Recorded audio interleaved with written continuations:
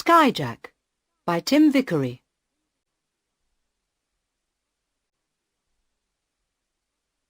Chapter 1. The air hostess smiled. "Welcome aboard, sir. Would you like a newspaper?" "Yes, please."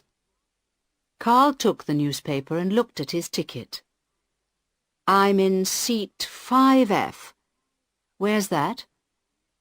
"It's near the front of the plane, sir. On the left, there. By the window." "I see. Thank you very much." Carl smiled back at the air hostess. She was young and pretty. Just like my daughter, he thought. He put his bag under his seat and sat down. His friend Harold sat beside him. They watched the other passengers coming onto the plane. Harold looked at his watch. 9:30 p.m., he said. "Good. We're on time." Carl agreed. "And in 3 hours we'll be home," he said. "That's good. We've been away for a long time." "You'll be pleased to see your family, won't you, Harold?" Harold smiled. "Yes, I will.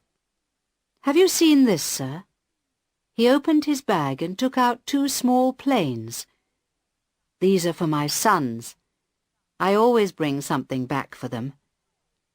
"How old are your sons?" Carl asked. 5 and almost 7. The older one has a birthday tomorrow." "He'll be very excited tonight, then." "Yes. I hope he gets some sleep." The plane took off. Carl watched the lights of the airport grow smaller below them.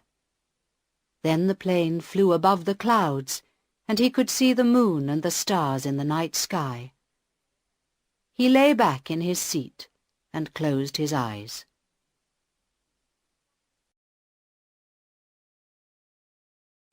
Chapter 2. Later he woke up. Harold was asleep. Carl looked at his watch. It was midnight. He called the air hostess. "Excuse me, what time do we arrive?" 11:30 p.m. local time, sir. That's about half an hour from now." "Thank you." Carl changed the time on his watch. "Anything else, sir?" "No, I don't think so. Oh, wait a minute. Could I have a cup of coffee, please?" "Yes, of course, sir." He watched her bring the coffee. "She walks like my daughter, too," he thought. "And she is very young. She looks nervous, not sure what to do." "How long have you been an air hostess?" he asked. She smiled. 3 months, sir," she said. "Do you like it?" "Yes, I love it. It's very exciting." She smiled nervously. "Will that be all, sir?" "Yes, thank you." "Have a nice flight." He drank the coffee and started to read his newspaper. When Harold woke up, Carl showed him a page in the paper. "Look, there you are," he said.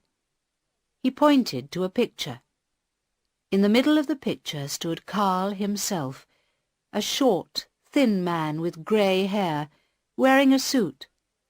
Behind him on the left was Harold, a tall, strong young man, like a sportsman. Both men were smiling. "That's you and me outside the embassy," said Carl. "We're in the news again. You can show it to your sons. You're a famous man, Harold." Harold laughed. "You're the famous man, sir, not me," he said. "I'm just a police officer. It's my job to take care of you. That's a photo of you, not me." "Perhaps. But your children think that you're a famous man, I'm sure. Here, take it and show it to them." "Okay, thanks." Harold smiled and put the newspaper in his coat pocket. "I think I'll have a cup of coffee too." He called for the air hostess, but she did not come. Harold looked surprised. "What's the matter?" Carl asked. "The air hostess," Harold said. "She's sitting down talking to those two men." Carl looked up and saw the young air hostess. She was sitting in a seat at the front of the plane with two young men. They looked worried and nervous. Suddenly, one of the young men picked up a bag and walked into the pilot's cabin. The other man and the air hostess followed him. "That's strange," said Carl. "What are they doing?" "I don't know. It's very strange," said Harold. "I don't like it at all." He began to get out of his seat, but then stopped and sat down again. For 1 or 2 minutes nothing happened. None of the other passengers moved or spoke. They had seen the young men too. It became very quiet in the plane. A bell rang, and for a moment they could hear 2 voices arguing. Then the pilot spoke.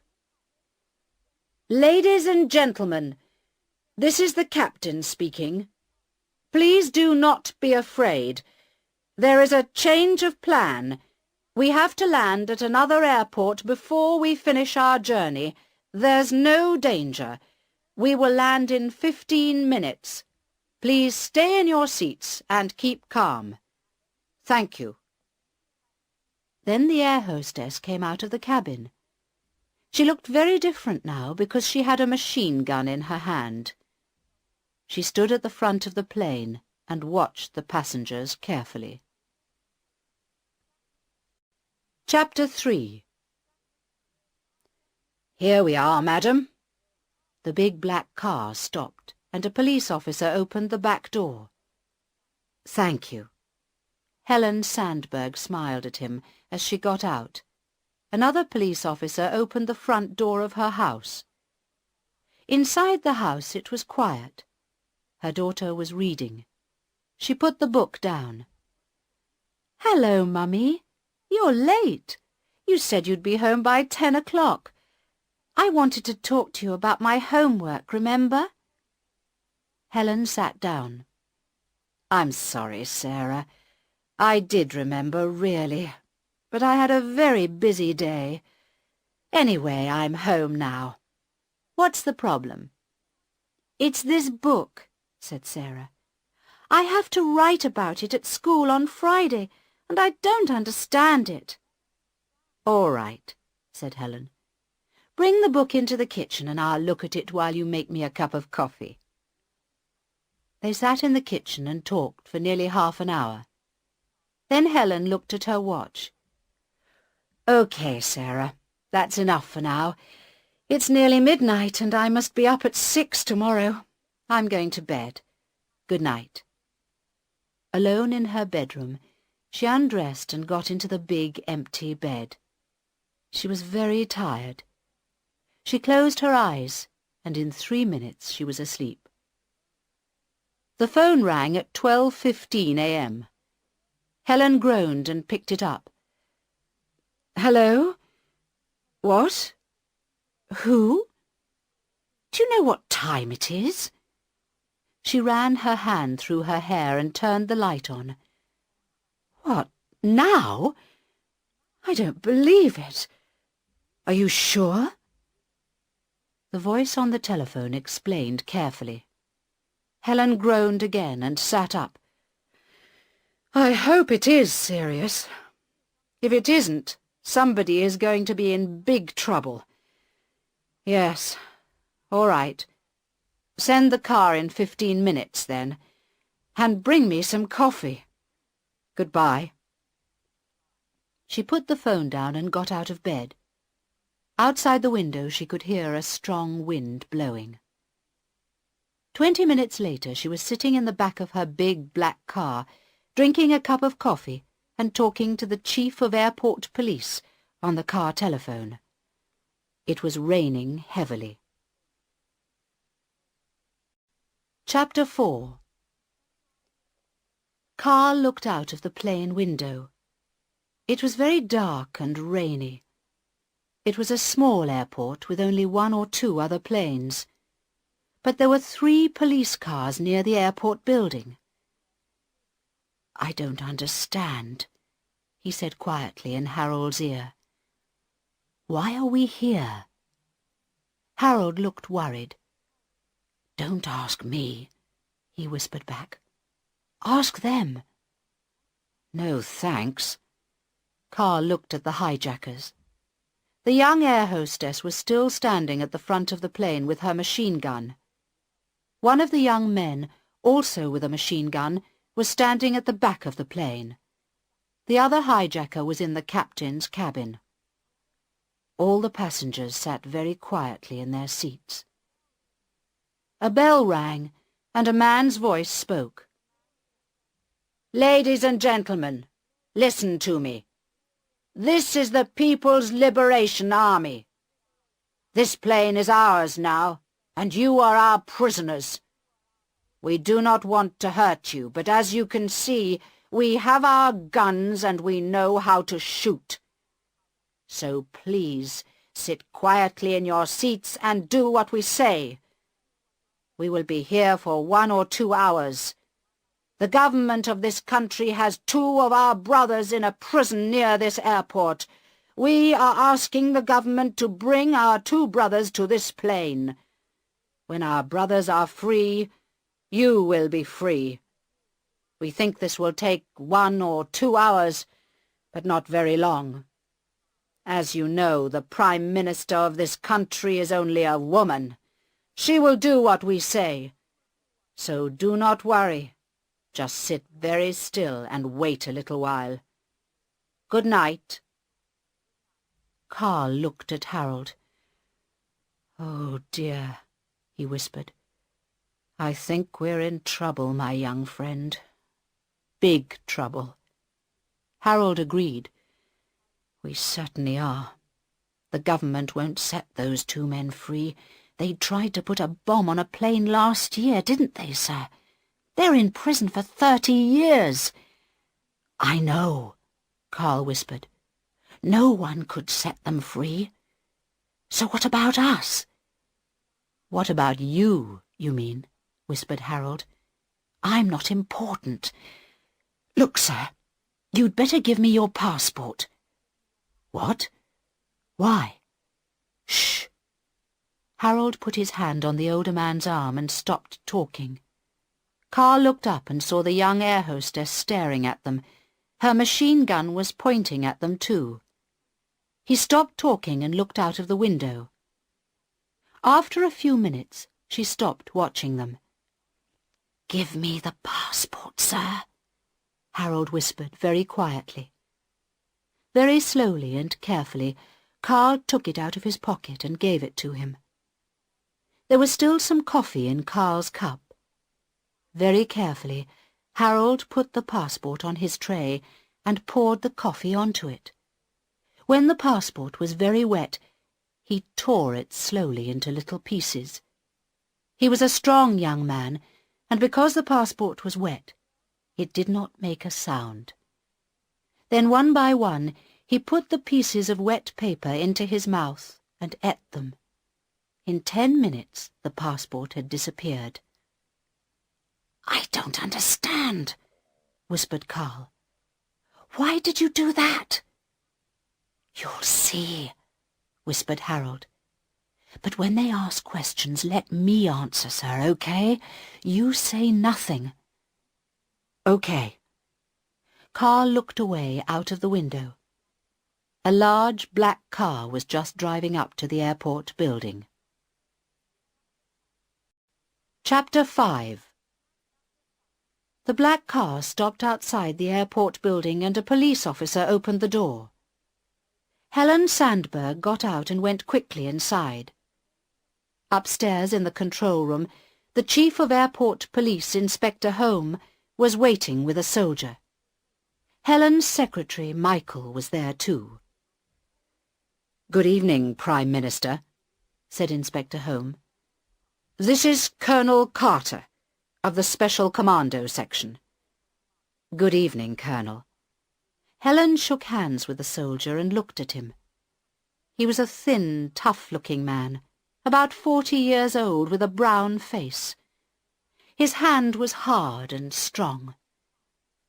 I hope you know your job, she thought. I may need you. She looked out of the window. There was a large plane on the tarmac about 200 meters away. All its lights were on. Is that the plane? She asked. That's it, Prime Minister. Right. Give me the facts. How many people are on it? Inspector Home answered. 108 passengers, 5 crew. What nationalities are they? There are 29 Americans, 15 British, 2 Brazilians, 2 Indians and 1 Chinese. The others are from this country. I see. There are a lot of Americans and British then, said Helen quietly. That means trouble. Yes, Prime Minister, answered Michael. I'm afraid their ambassadors are on their way here now. Helen smiled at him quickly. He was a good secretary. He usually knew what she was thinking. Both the American ambassador and the British ambassador were difficult people. She turned back to Inspector Home. Tell me about the hijackers. What do they want? We don't know how many hijackers there are, Prime Minister. But they have guns. We know that. They say they are from the People's Liberation Army, and they want 3 things. Inspector Home paused and looked down at her. He was a very tall man, and he looked very important in his uniform. Helen didn't like him much. Yes, well, what 3 things? She asked quickly. Firstly, they say we must set free their 2 brothers from prison. You remember, Prime Minister, 2 men tried to put a bomb on a plane last year. They are in prison near here. I remember, Helen answered softly. They're in prison for 30 years, aren't they? I think so. Something like that. The man paused. Secondly, they say we must refuel the plane because they want to fly to another country. Thirdly, they say we must put this in all our newspapers. It says they are fighting for freedom for their people. They are freedom fighters. They want to liberate their people. He gave her a sheet of paper. Helen put it on the table. She did not read it. And what about the passengers? She asked. When will the hijackers set them free? They say they will set most of the passengers free when their brothers are on the plane. But they want 10 passengers to fly away with them. They will set them free when they arrive. I see. There's one other thing, Prime Minister. Colonel Carter spoke for the first time. His voice was very quiet, almost gentle. They say we must bring the prisoners to the airport in 2 hours. If not, they will kill a passenger. They said this 1 hour ago. So we have 1 hour left? That's right, Prime Minister. Just 1 hour. Then they will kill the first passenger. I see. Helen walked slowly to the window and stared out at the plane. It was still raining, and a strong wind was blowing. She turned round. Thank you, gentlemen. I will have to talk to them. But first I need a few minutes to think. Colonel Carter, Inspector, please go to the other room. Tell the hijackers I will talk to them in 5 minutes. Michael, stay here. But... Yes, madam. Inspector Home looked unhappy, but he went out slowly with the Colonel. Michael sat quietly looking at her. He knew what she was thinking. Have you got the passenger list, Michael? Yes, Prime Minister. Here you are. She picked up the list of names and looked at it carefully. Oh, my God! His name was near the beginning. She dropped the list, sat down at the table, and ran her hands through her hair. For a long minute she said nothing. Then she looked up. "This is going to be very difficult, isn't it, Michael?" "I'm afraid so, Prime Minister. Very difficult indeed." Helen stood up and walked to the window, thinking hard. Outside in the rain, the American ambassador's car stopped by the door.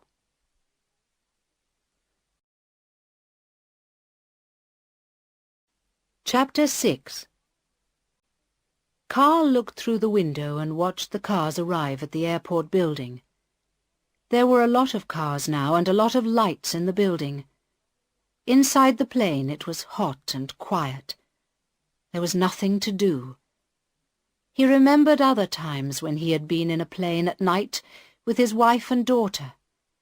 That had been fun, because they were excited and going on holiday. His daughter had always asked lots of questions in the plane. Now no one said anything at all. Carl sat and thought, and felt his face becoming wet with sweat. "Your passports, please." "What?" He turned suddenly.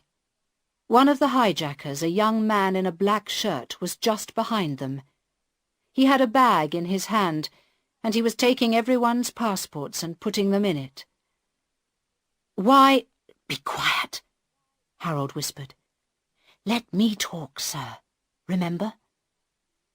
"Your passports, please." The young man stood by their seats. "Here you are."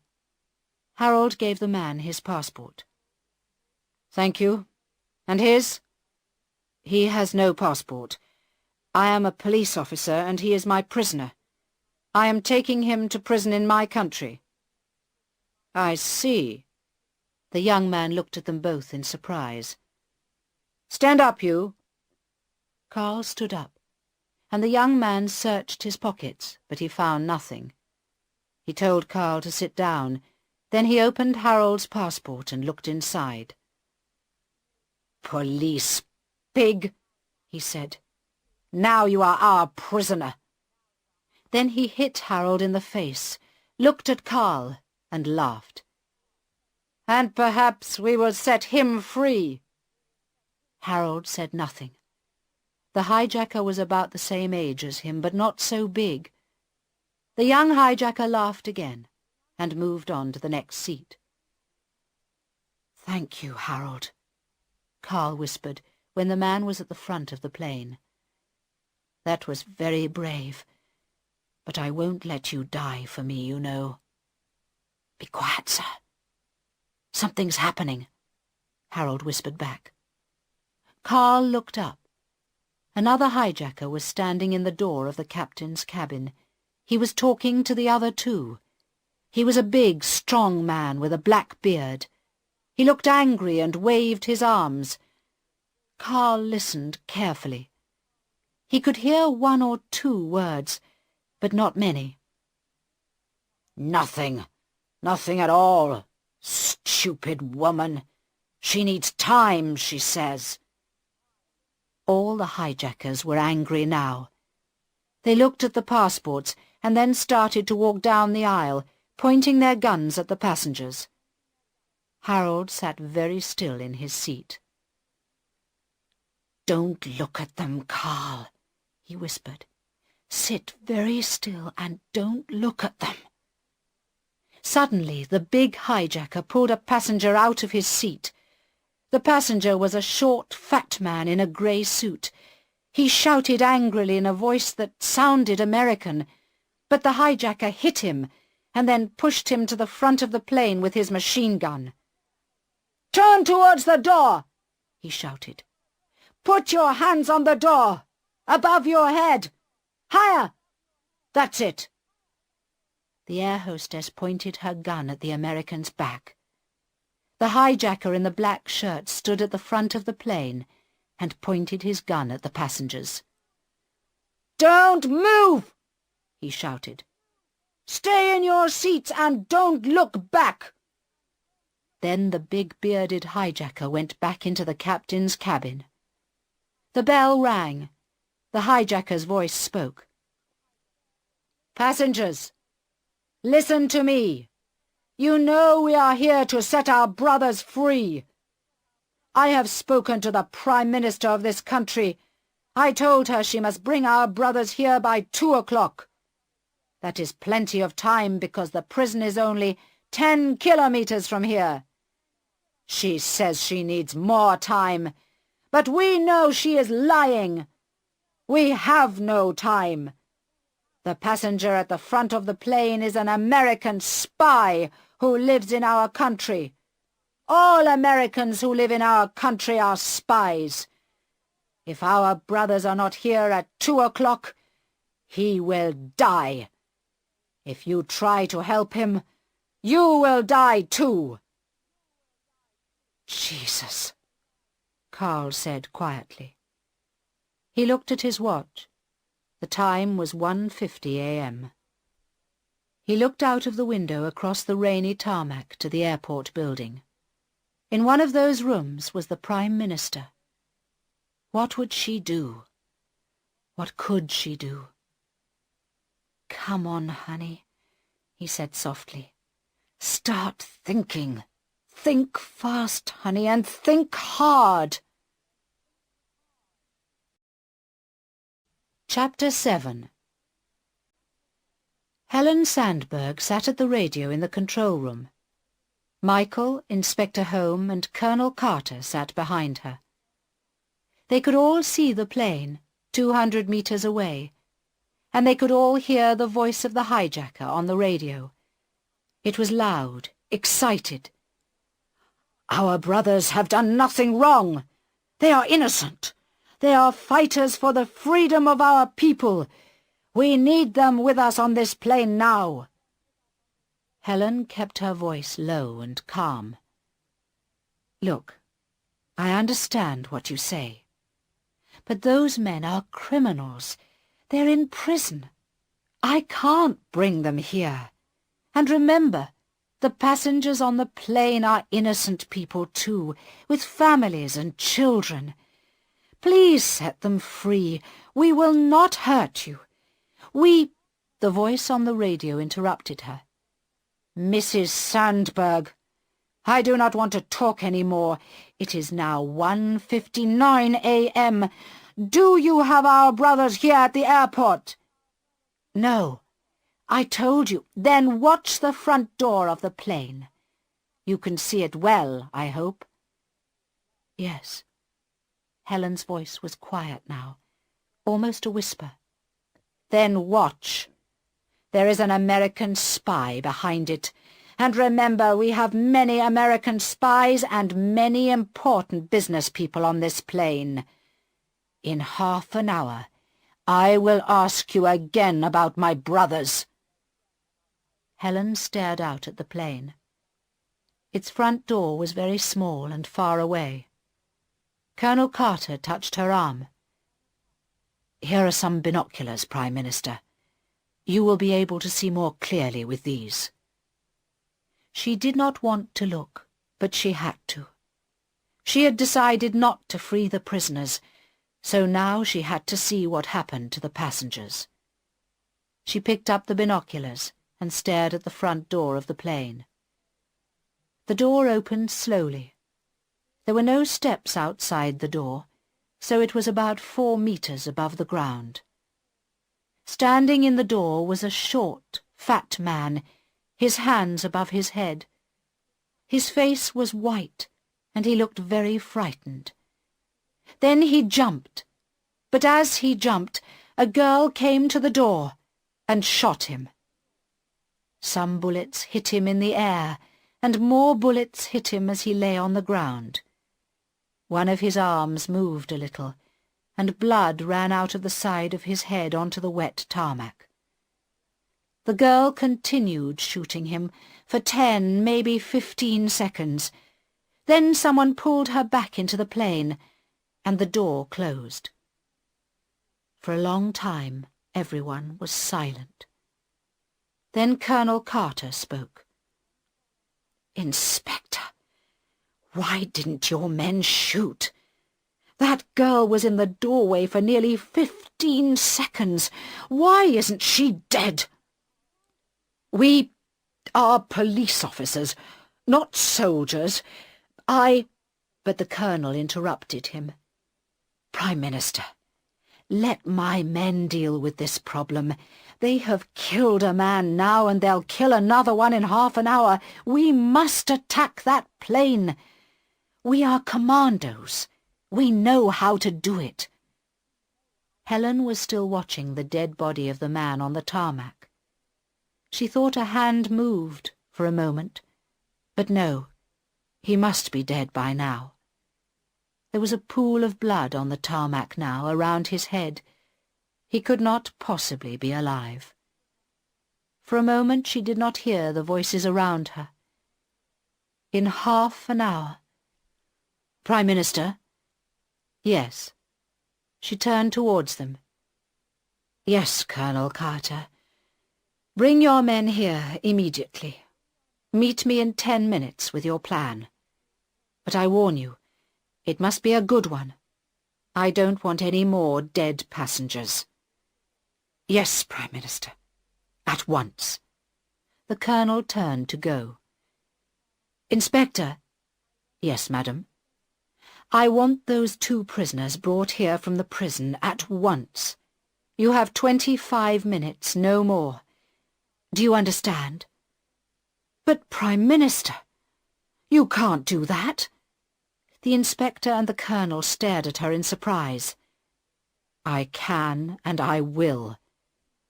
"But these men are dangerous criminals, terrorists. They tried to put a bomb on a plane. They are in prison for 30 years, Colonel, I know. But they are only 2 men. And there are over 100 innocent people on that plane. My job is to save their lives, and I need time to do it." The inspector stood up very tall and straight in his fine uniform. "Prime Minister, I strongly advise you not to do this. You don't understand—" Helen interrupted him, her voice ice-cold and angry. "I understand very well indeed, Inspector, and I thank you for your advice, but I think I must make the decisions and you must obey my orders. You now have only 24 minutes. Bring those prisoners here, please." "Yes, madam." The inspector and the Colonel left the room looking very unhappy. "Prime Minister?" "Yes, Michael." She turned and saw that Michael was smiling quietly. "The American and British ambassadors are here. Do you want to see them?" She groaned and sat down suddenly. "Do I want to? Of course I don't. But I suppose I must talk to them because that man was an American. Send them in. They can have 5 minutes with me, that's all." "Yes, Prime Minister." Michael picked up a telephone. Chapter 8.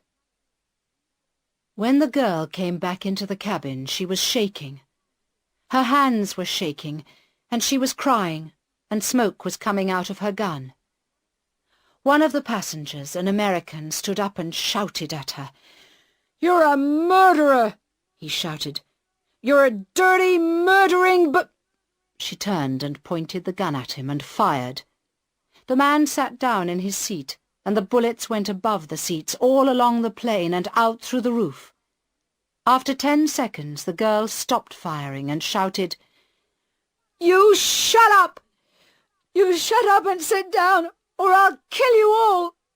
I am a soldier of the People's Liberation Army, and I'll kill you, all of you!" But she was crying too, and the young man in the black shirt put his arm around her and held her. She leaned against him, crying, and he whispered something in her ear. It was then that Harold moved. He got out of his seat, bent low, and ran very fast along the aisle towards the front of the plane.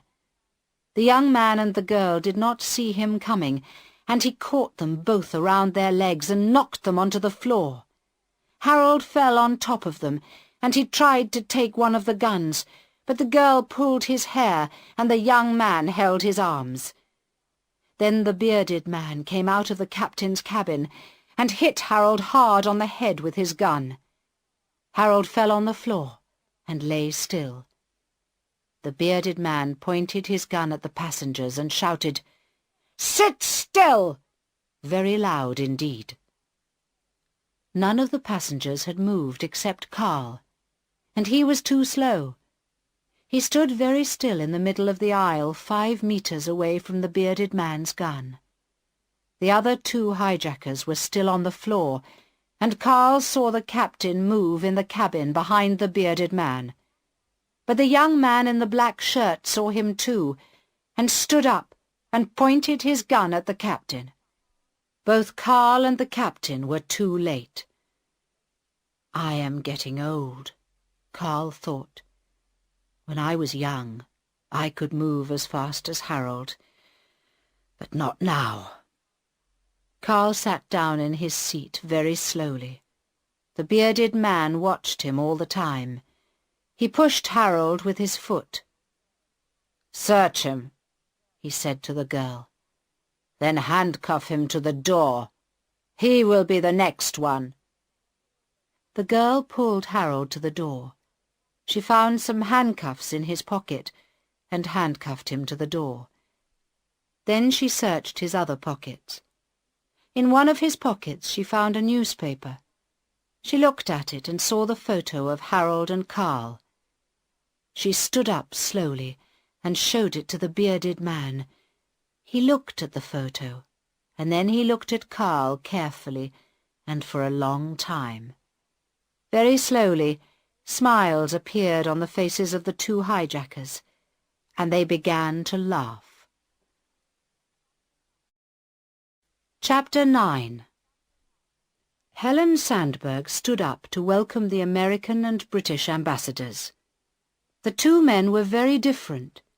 The American ambassador was a short, round man, with a loud voice which Helen disliked very much. He often wore open-necked shirts, and he had a very hairy chest. She disliked that too. The British ambassador, a tall, thin Scotsman from Edinburgh, was always quiet, polite and well-dressed, but she did not always believe what he said. Once, a year ago, he had lied to her, and she could never forget that.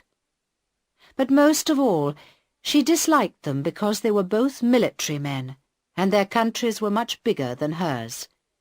They wanted military bases for their soldiers in her country, and she did not want them. "So, gentlemen, what can I do for you?" The American spoke first. "Well, ma'am, an American passenger is dead." "Yes, I know. I am very sorry about that. I hope no more will die." "I hope so too, ma'am. There are 28 U.S. passengers on that plane, and my government wants to keep them alive." "There are 107 passengers on that plane, Ambassador, and my government wants them all alive," Helen answered quietly. But the ambassador did not listen. "So the U.S. government is going to help you, ma'am. We have 50 U.S. Marines at the U.S. Embassy, and they can be here in 1 hour from now.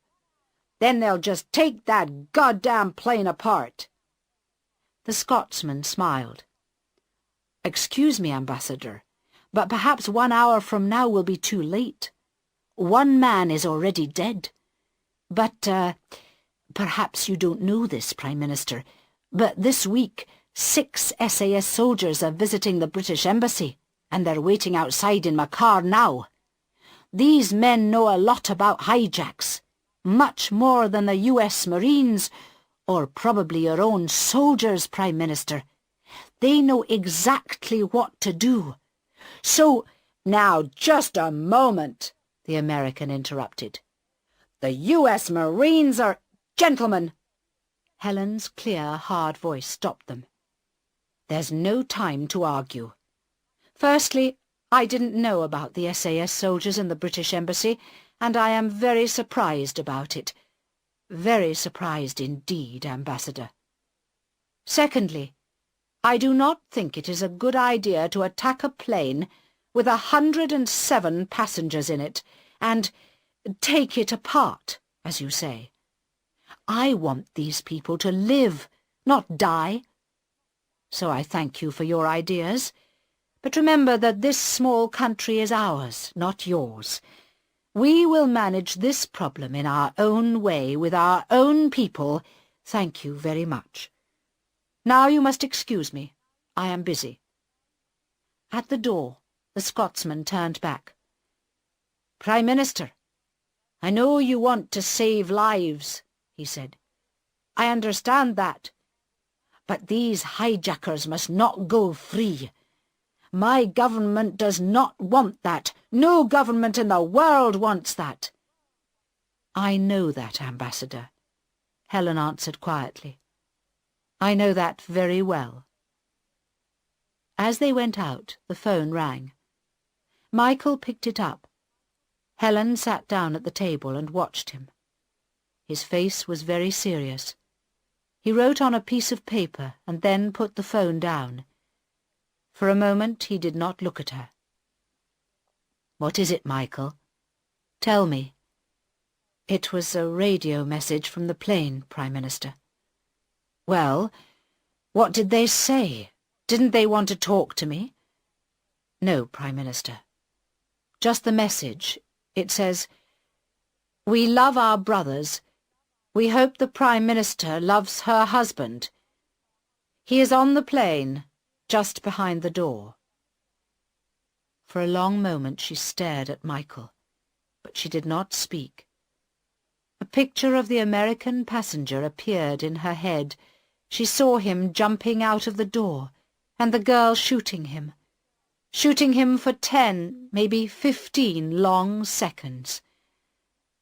"I'm sorry, Prime Minister," said Michael softly. "What?" "Yes, so am I. I thought perhaps the hijackers didn't know Karl was my husband. But now they do know." She ran her hand through her hair and then looked at her watch, but her hand was shaking so much that she could not tell the time. The phone rang again. Michael picked it up. "Colonel Carter is outside, Prime Minister." He watched her, waiting for an answer. "I'll tell him to wait, shall I?" She put her hands flat on the table and stood up. Yes, Michael. Tell him to wait 2 minutes, that's all." She walked to the window and stared out at the plane. She pressed her forehead against the cool glass, and for 2 minutes she did not move. Then she turned round and smiled at Michael.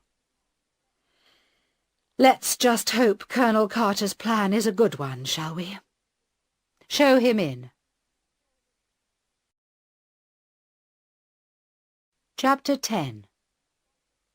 In the plane, Karl and Harold sat on the floor by the door. They were handcuffed together with Harold's handcuffs. The girl hijacker stood watching them with her gun.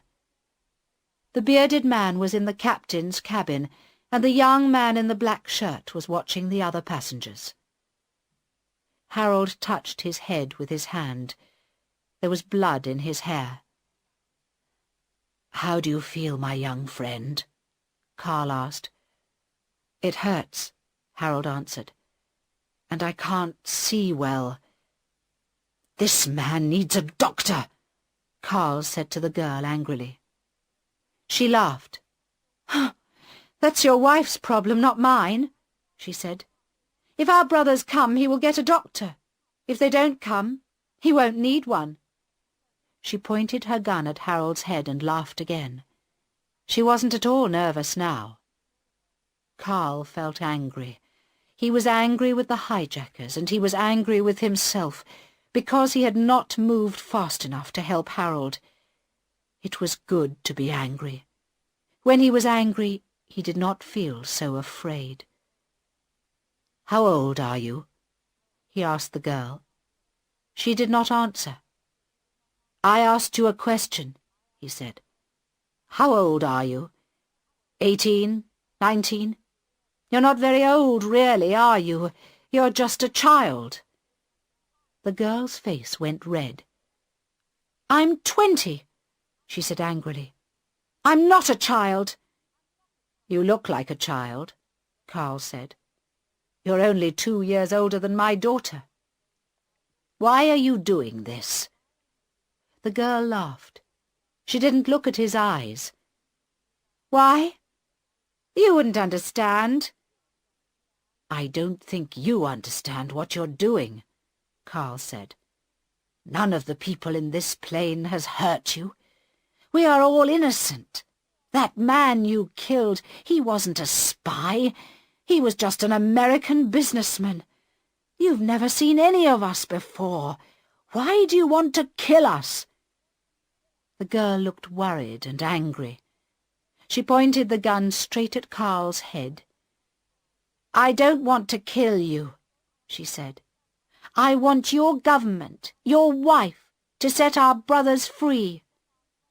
"Yes, I know," said Carl carefully. He watched the gun and the girl's face, but he was not really afraid because he was still angry. He argued with the girl as though he was arguing with his daughter. "But remember what your brothers did. They tried to put a bomb on a plane. They wanted to kill innocent people like us. Why?" "You are not innocent," said the girl. "No one is innocent. People like you and your wife and that American. You have money and power, and you take it from my people, from us. Do you know how I lived when I was a child? 10 people in one room, with no bath, no water, nothing.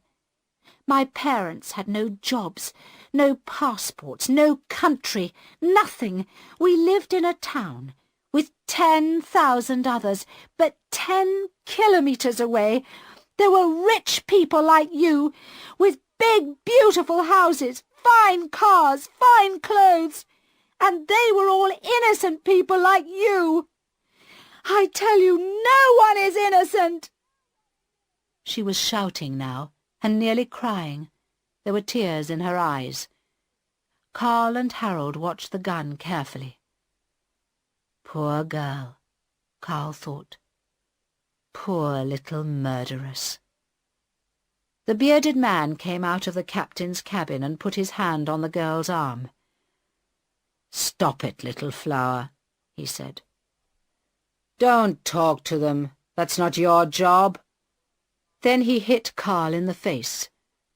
"Keep your mouth shut," he said. "Think about your wife instead. Do you see the time? I think she has forgotten you." Carl groaned and held his mouth with his hand. There was blood in his mouth, and one of his teeth was broken. Then he looked at his watch. It was 2:23. 7 minutes left. Then the half-hour was over. "I'm sorry, my friend," he whispered to Harold. "You tried fighting, and I tried talking. But it didn't work. I think this may be our last journey." Chapter 11. Helen Sandberg decided she liked Colonel Carter. He spoke clearly, he explained his ideas carefully, and he listened to what she said. He did not try to be difficult because she was a woman. Best of all, they had made a plan together. A good plan, she thought. It could really work. Perhaps. She looked at her watch. 2:23. "Right, Colonel. Get your men ready. I'll send the first prisoner down to you when they arrive." "But where are they? Michael, have they arrived yet?" "No, Prime Minister. Not yet." "Then where the hell are they? Can you get Inspector home on the car radio?" "They're trying, Prime Minister." Michael spoke into the telephone. Colonel Carter left the room, and Helen walked up and down slowly, watching the clock. 2:24, 2:25, 2:26. They've got him, Prime Minister. He says one of the cars has had an accident in the rain. He thinks he can be here in 10 minutes. Michael looked up. There was no smile on his face at all now. 10 minutes? What's he driving? A police car or a bicycle? Helen banged her fist on the table. We've got 4 minutes left. OK. I want to talk to the hijackers. Get them on the radio. She sat down at the table while Michael called the plane. Colonel Carter came in and stood behind her. A voice came on the radio. Well, Mrs. Sandberg, where are our brothers? They're coming, said Helen. They'll be here in 10 minutes. That is too late. I gave you half an hour. Your husband will die in 4 minutes. Helen pressed her hands flat on the table, so hard that the ends of her fingers went white. Please don't do that, she said. I am sorry, Mrs. Sandberg, but if my brothers are not here in 4 minutes, your husband will die. Don't you want to see your brothers? She asked quickly. I promise you, if you kill my husband, you'll never see them again. There was a pause while no one spoke. Then the radio answered. 4 minutes, Mrs. Sandberg. Helen spoke clearly, slowly and loudly. She filled her voice with all the anger she had in her body. Listen, you murderer. I need just 10 minutes to get your brothers to this airport. Then I will send them to the plane. But if you kill my husband or anyone else, then I promise you that your brothers will die on the tarmac in front of that plane. Is that what you want? Or will you wait 10 minutes? There was another longer pause. Helen stared out into the night. She did not see anything. All right. 10 more minutes. Thank you. Now there is one more thing. The passengers. What about them? You must set them free before I send your brothers to the plane. The voice on the radio laughed. Because you are a woman. Do you think all men are stupid like your husband? Send me our brothers, then refuel the plane, and then I will send you the passengers. No, answered Helen. She looked at Colonel Carter. This is how we will do it. I will send you one of your brothers, and then you must send me the passengers. When we have all the passengers, then we will refuel the plane and send you your other brother. The voice laughed again. Do you think you are buying cheap fish from a child in the market? Send us one brother, then, and we will send you 100 passengers. Refuel the plane and send us the other brother, and we will send you the other passengers. But the pilot and your husband must come with us to another country. We will set them free later. Helen looked at Colonel Carter. There was the beginning of a smile on her face. She could see that he agreed with her. She waited for a moment longer to worry the hijacker. Is it agreed, woman? Or do I kill your husband now? I agree. I will send your first brother to you in 10 minutes.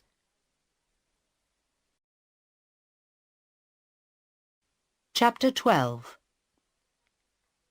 Carl felt his broken tooth with his tongue. The door of the captain's cabin was open, and he could see the bearded hijacker sitting inside. He had a long nose and dark hair, and his eyes looked green from the light of the instruments in the dark cabin. He held his gun near his mouth, and touched it gently with his lips as he waited. Carl had heard half of the conversation. 8 of the 10 minutes had gone. Now that he could do nothing, he felt afraid.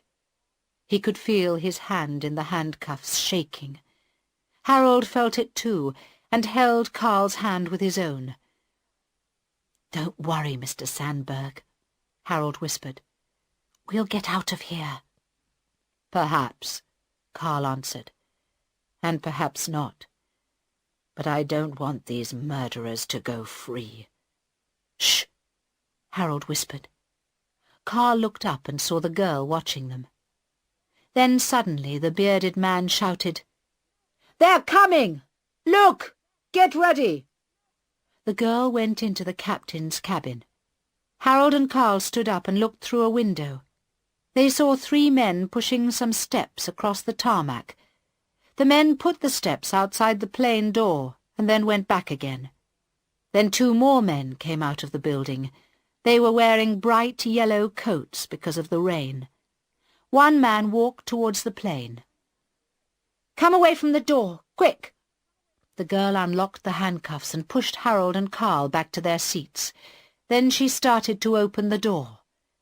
"Wait! Turn the lights out and stand back from the door," said the bearded man. "They will try to shoot us in the light from the door." The door opened and the man in the yellow coat came into the plane. He was thin, with very short hair.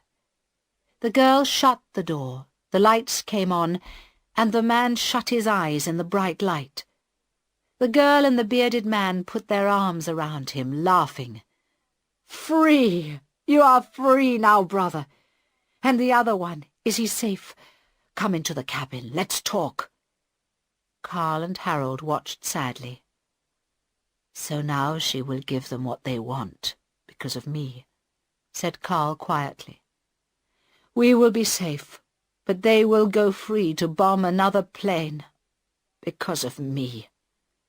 He held his head in his hands. "Wait, Mr. Sandberg," said Harold. "Your wife isn't stupid, you know. This game has not ended yet. Sit still and be ready." The other passengers sat quietly, waiting to be free. Chapter 13. Helen Sandberg stood by the control room window staring at the plane. "Come on," she said. "Why is that door shut? Where are the passengers?" "The hijackers won't set them free," said Inspector Home. "I told you, Prime Minister. This is a serious mistake." "Be quiet, man," said Colonel Carter. "I think we've got something on the radio." Beside him, a soldier was turning the controls of a small army radio. Suddenly the voices of one of the hijackers and the prisoner came into the room. "So, how many soldiers are there in the airport building, my brother?" "I didn't see any soldiers, only police." "That's strange. No soldiers at all?" "I did not see any, brother." "Very strange. But these are not military people. They do not have many soldiers. Perhaps the woman will do what she says, then." "What's happening, Colonel?" Helen asked. "Those are the hijackers' voices. How can we hear them?" The Colonel laughed. "Well, madam, you can see it's raining, can't you? We didn't want our poor prisoner to get wet, so we gave him a nice yellow raincoat, you see. But it was an expensive raincoat, because one of its buttons is a small radio transmitter, so now we can hear everything they say, and we know where they are on the plane." Helen smiled.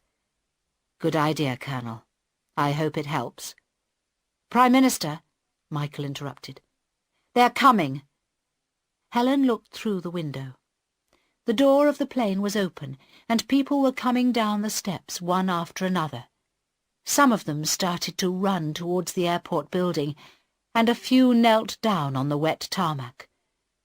"What are they doing?" Helen asked. "Praying, perhaps," said Michael. "To thank God that they're alive." Police and doctors came out of the building to help the passengers. Helen stood and watched through the binoculars. She did not see Carl. 99, 100. That's it, then, said Colonel Carter. The plane door closed. Now we move on to the next step of our plan. Goodbye, Prime Minister. Helen turned and saw that the Colonel was putting on white clothes on top of his army uniform.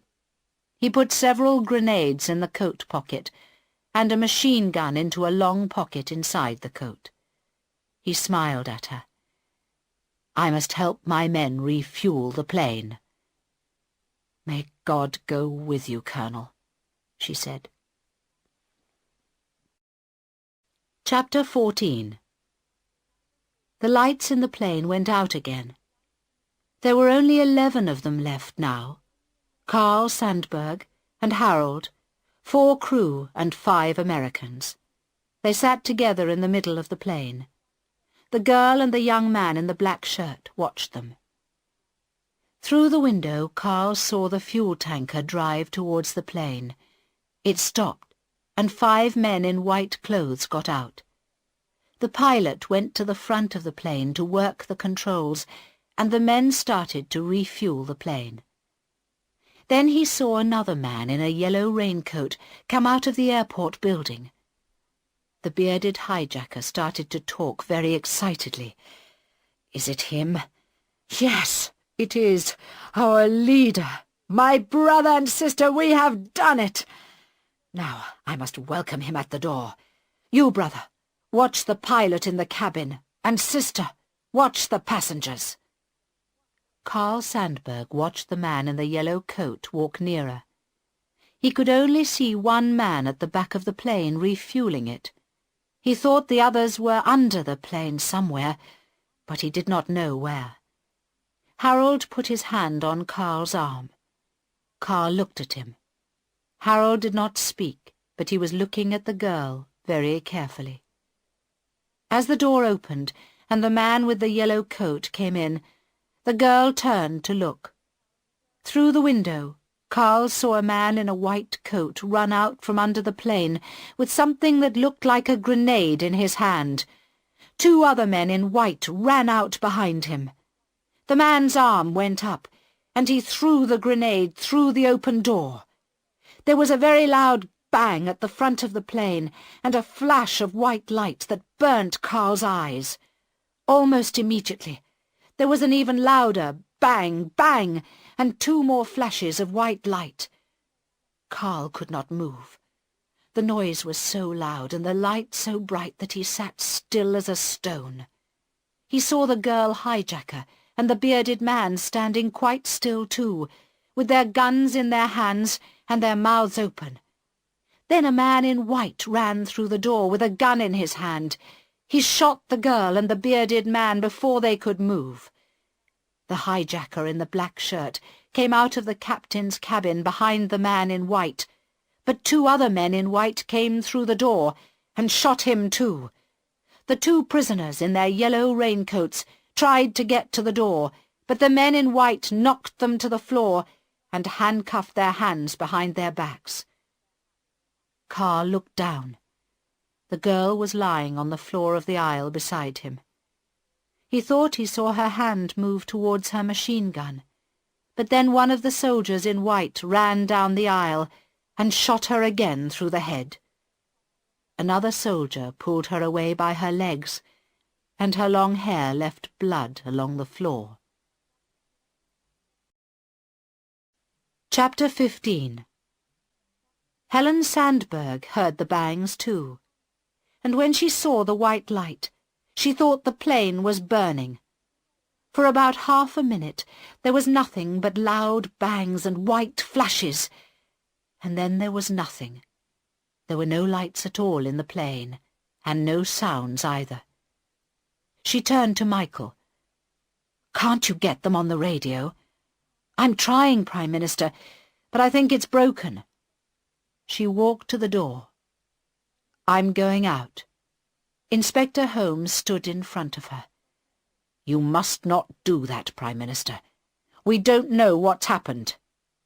"That's why I'm going," she said. "I'm going to find out. I don't care what happens to me." He was a big man, but he was afraid of her.